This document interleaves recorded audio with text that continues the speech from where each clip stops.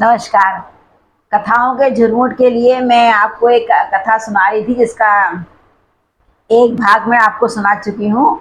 उसका नाम है शिक्षा, जो कि कुमाऊं उपत्यका में बसे एक गांव में रहने वाले नित्यानंद जी की कहानी है, जिन्होंने अपने छोटे भाई, जो कि उनके सौतेले भाई, जो सामाजिक रिश्तों में कहे जाते हैं, वो थे। और अपने बच्चों के लिए, सबसे पहले सौतेले भाई बहनों के लिए जो उन्होंने किया, वो एक अनुकरणीय है। और शिक्षा, वो स्वयं पढ़े लिखे नहीं थे, किंतु उन्होंने शिक्षा के महत्व को समझते थे, इसलिए उन्होंने अपने भाई बहनों और बच्चों की शिक्षा के लिए कितना संघर्ष किया, कितना कठिन श्रम किया और उसकी महत्व को समझा। इस पर ये कहानी है।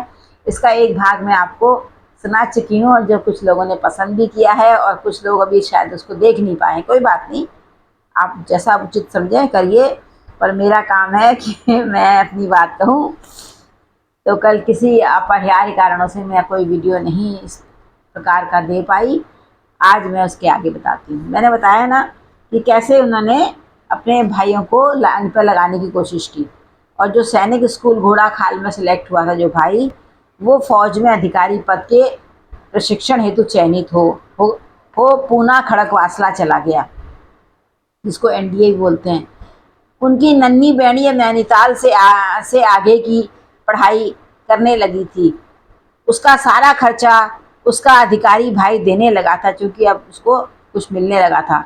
घर पर भी अपने माता पिता के लिए खर्च भेजता था। एक दिन वह जब घर आया तो सब उसके लाव लश्कर को देखते रह गए, पर वह बंदा अपने पिता सरीखे बड़े भाई नित्या जी के पास नहीं, वरन सरकारी डाक बंगले में ठहरा। देखिए, प्रवृत्ति चेंज हो गई है, ऐसा होता है अक्सर। और अपने माता पिता के लिए नया सूटकेस, नए कपड़े लेकर आया, और उन्हें अपने साथ रहने के लिए, चलने के लिए कहने लगा।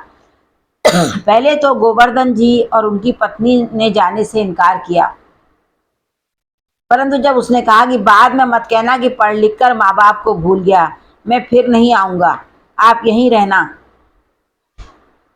नित्या जी की माली हालत और अपने बुढ़ापे को ध्यान में रखकर वह दोनों निर्मोही हो जाने को तैयार हो गए, जो भाइयों के लिए उसने इतना किया था।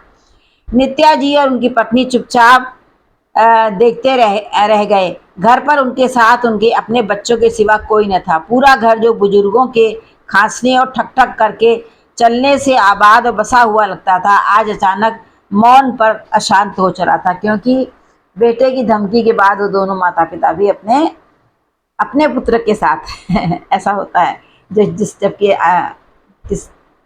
बड़े बेटे, सौतेले बेटे नित्या ने उनको कभी अपने से अलग नहीं समझा। तब भी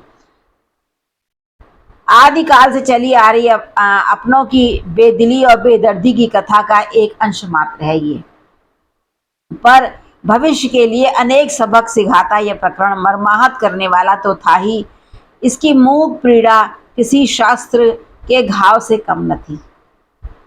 पर जो व्यक्ति सच्चा और ईमानदार होता है, वह शीघ्र टूटता नहीं है। आत्मविवेचन, क्योंकि उन्होंने निस्वार्थ होकर किया था, कोई उनसे उम्मीद नहीं की थी। आत्मविवेचन को उद्यत हो, अपने आगे का मार्ग तय कर पुनः और अधिक शक्तिशाली हो अपने गंतव्य की ओर प्रस्थान करता है। ये देखा गया है। एक सप्ताह तक इस असहनीय कष्ट को सहकर नित्या जी को चेतना आई। थोड़ा बुरा तो लगा ही, मनुष्य है भाई, पर वह पुनः अपने वही पुराने कारोबार में लग गए। अब उन्हें केवल अपने अंश को उज्जवल करना था। अंश मतलब अपने बच्चों को। वह पहले से दुगनी शक्ति से चल पड़े। मेरे लिए यह लिखना सरल है, पर नित्या जी के लिए आसान न था। जिस पर बीतती है वही जानता है। कभी कभी वह सोचते थे कि उच्च शिक्षा और पद के कारण ऐसा क्यों हुआ, जबकि शिक्षा तो अच्छी चीज़ है। जबकि वह तो अल्प शिक्षित हैं, फिर भी वो सबके लिए करते हैं। अभी भी कुछ नकारात्मक अपने सौतेले भाइयों के लिए नहीं सोच पा रहे थे, फिर भी सोच रहे थे कहीं कोई बात है, और वह सही सोच कर केवल धोखा ही खाकर रह गए। यही सोचकर कि पॉजिटिव जिसे बोलते हैं ना, सकारात्मक, पर इस समय तो उनको धोखा मिला ही था। फिर सोचते तो क्या बात, कोई बात नहीं, अभी तो उनके भाइयों को अपनी गलती का भान हो गई, ऐसा उनमें विचार आया। न भी हुआ तो क्या, धोखा उन्होंने खाया है पर धोखा दिया तो नहीं। फिर भी वो ये सोच रहे हैं, कह रहे हैं जरूर उनको अकल आएगी, गलती से हो गया होगा, आगे सुधर जाएंगे, पर अगर ना सुधरे तो कोई बात नहीं, उन्होंने धोखा खाया है, धोखा दिया नहीं। अब उनका मन शांत है। अब उनके दोनों बेटे कक्षा 8 और 5 में थे। अब फिर से नित्या जी को पूरी लगन से अपने नौनिहालों के लिए जुटना था। इस घटना के बाद से वह अपनी पत्नी और गांव के उन लोगों से बिना बात किए, बिना टकराए निकल जाते थे जो उनको पहले से आगाह करते आए थे। वह सोचते थे कि इस घटना के बाद लोग अपने बंधु बांधवों के लिए कोई त्याग नहीं करेंगे। उनके मन में फिर भी यही भावना थी कि बात अगर फैल गई तो कोई अपने भाई बहनों के लिए काम नहीं करेगा, सिर्फ अपने बच्चों के लिए करेगा।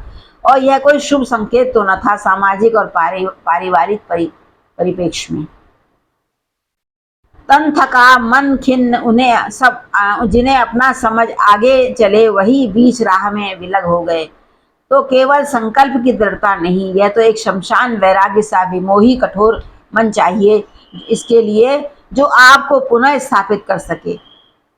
केवल संवेदनशीलता, द्रवित मन, थका हारा तन आपको लक्ष्य की प्राप्ति नहीं करा सकते।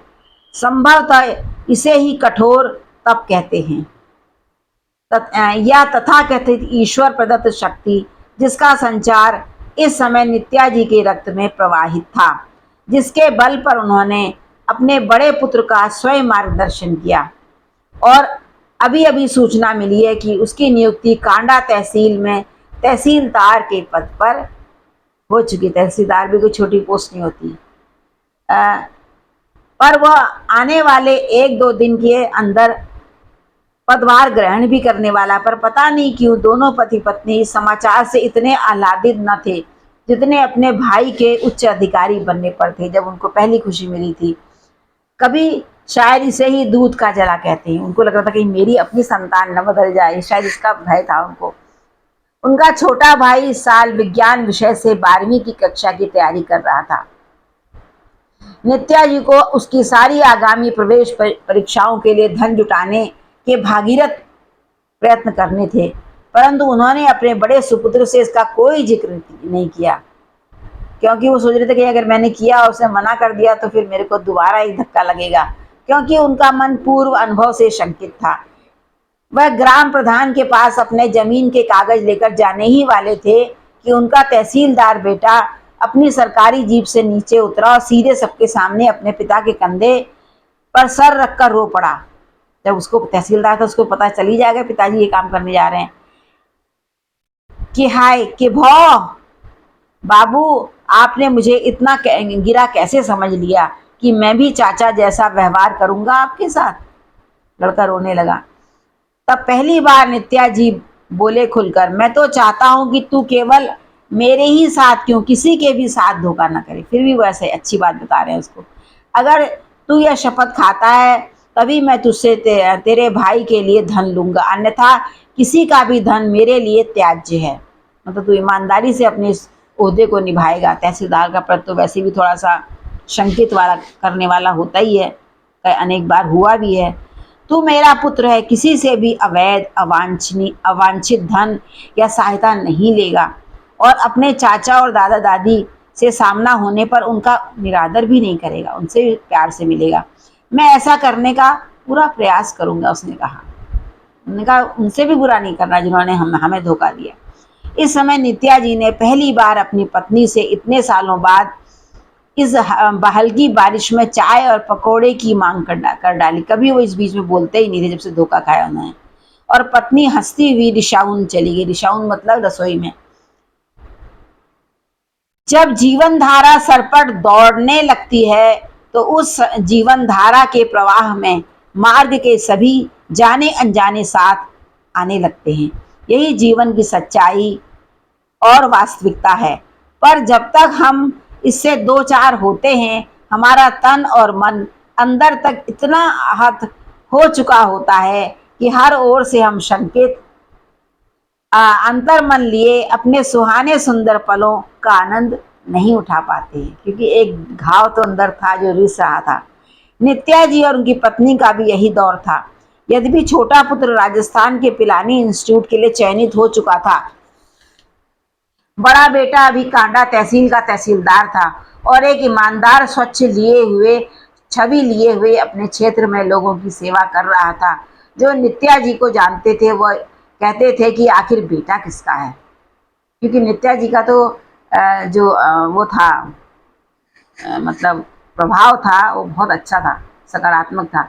यदि यह सब किसी और के साथ घट रहा होता तो वह सातवें आसमान पहुंचा होता, पर नित्या जी और उनकी पत्नी जैसे निरपेक्ष भाव से यह सब देख सुन रहे थे।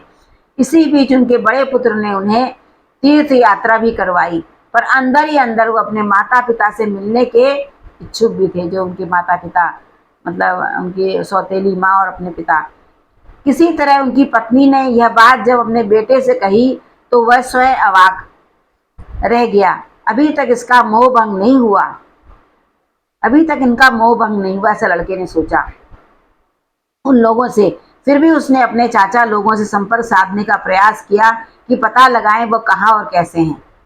कुछ दिनों के बाद पता चला वह तो कभी के दिवंगत हो चुके। दादाजी के मरने की सूचना भी उनको नहीं दी, पर इसकी सूचना नित्या जी को नहीं दी गई, जिसको जानकर नित्या जी पहले तो जोर से हंसे, फिर अचानक चुप होकर बाहर चले गए और फिर अपना मुंडन करवा कर लौटे और बेटे और पत्नी से हरिद्वार जाकर श्राद्ध करने की इच्छा व्यक्त की। जब उनके पुत्र ने यह सब पूरा करवा दिया, नित्या जी से पूछा कि आपने यह सब क्यों किया, तो उनका उत्तर था, मैं गोवर्धन जी का ज्येष्ठ पुत्र हूँ। गोवर्धन के पिता का नाम था ना, ज्येष्ठ पुत्र। उनके प्रति अपने सारे कर्तव्य जो हमारे बुजुर्गों ने निर्धारित किए हैं पूरे करने के लिए मैंने ऐसा किया। नित्या जी के पुत्र ने पूछा, क्या कर्तव्य एक तरफा होते हैं? तो उनका उत्तर था कि नहीं, पर मैं अपने हिस्से का पूरा करना चाहता हूँ। नहीं तो सौतेली माँ के दुर्व्यवहारों के बावजूद भी मैंने कभी अपने भाई बहनों को सौतेला नहीं समझा। मैं अल्प शिक्षित हूँ, पर अपने कर्तव्यों का बोध रखता हूँ। यही मैं अपनी औलाद से भी चाहता हूँ। शेष तुम्हारी इच्छा, तुम लोग मेरे विचारों से सहमत हो, यह भी आवश्यक नहीं है। फिर भी वो ऊपर अपने लड़कों पर बोझ नहीं डाल रहे हैं। ऐसा कहते ही नित्या जी की जुबान लड़खड़ाई और उनके देह का पंछी दूर उड़ चला था। बताइएगा कि ये कैसी लगी और मैंने इसका अंत कैसा किया। और ये इस तरह की घटनाएं हमारे चारों तरफ इर्द गिर्द बहुत फैली हुई हैं। तो कृपया करके मेरे जो चैनल है कथाओं का झुरमुट, उसको भी जिन्होंने अब तक सब्सक्राइब नहीं किया वो करें और इसको पूरा पूरा मेरी कहानी सुने।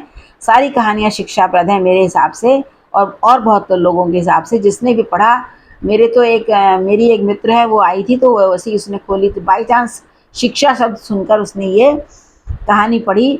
तो जब तक मैं उसके लिए चाय नाश्ता उसके लिए आता, मैंने देखा उसकी आँखों से आंसू टपक रहे थे। मैं ये नहीं कहती कि आपकी आंखों से आंसू टपके कभी भी, किंतु आप बताइएगा कि मैंने इसका अंत कैसे किया और मेरी कथा कैसी है। इसको अपना कमेंट करिएगा और सब्सक्राइब अगर किसी ने ना किया हो तो कर दीजिएगा कृपा करके, बड़ी कृपा होगी। और वैसे आपकी मर्ज़ी, मैं आप पर छोड़ती हूँ। नमस्कार।